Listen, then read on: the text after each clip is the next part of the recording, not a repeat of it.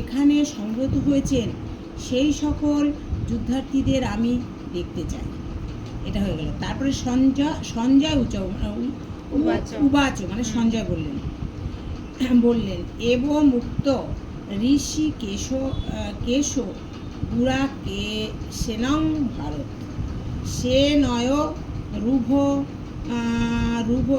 রোহ মধ্যে স্থাপিতাং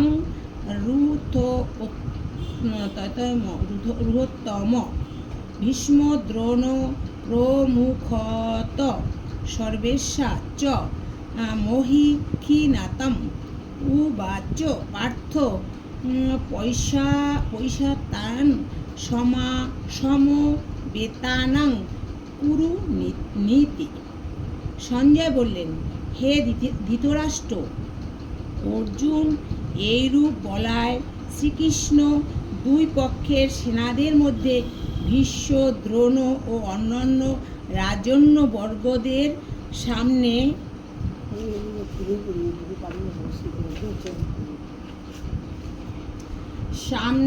উভয় রথটি স্থাপন করে বললেন, হে পার্থ, যুদ্ধে সমবেত এই কৌরবদেরই দেখো। তত্রা পশ্যতং স্থিতানাং পার্থ প্রীতিনথ প্রীতামহম আর্যশ্চন মাতুলানাং ভ্রাতৃণা পুত্রাং পৌত্রাং সখিনাশ তথা সশরান সুহৃদশ চৈব সেন ও রুভরোপি। তখন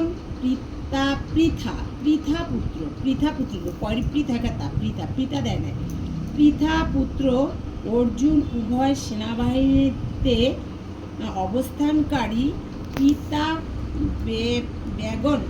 বেগন পিতামহগণ আচার্যগণ মাতুল্যগণ ভাতৃগণ পুত্রগণ পৌত্রগণ মিত্রগণ শ্বশুরাগণ এবং সুহৃদয়গণকে লক্ষ্য করলেন। মানে ওদের সমস্ত বংশের সবাই মাতৃ আশ্চর্য, হ্যাঁ, সবাই ওখানে দেখলেন, লক্ষ্য করলেন।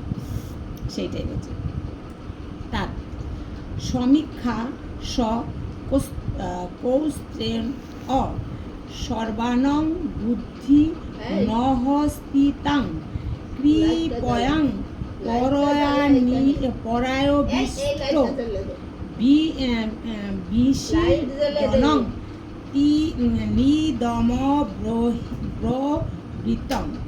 উপস্থিত সেই সকল বন্ধু বান্ধবদের দেখে কুন্তিপুত্র অর্জুন খুবই করুণার্থ হয়ে বিষণ্ণ চিত্তে এই কথা বললেন। তখন খুব ব্যথিত হয়ে গেলেন। সবাই দেখলেন যে আমারই তো সব আত্মীয় স্বজন, তখন ব্যথিত হয়ে গেলেন।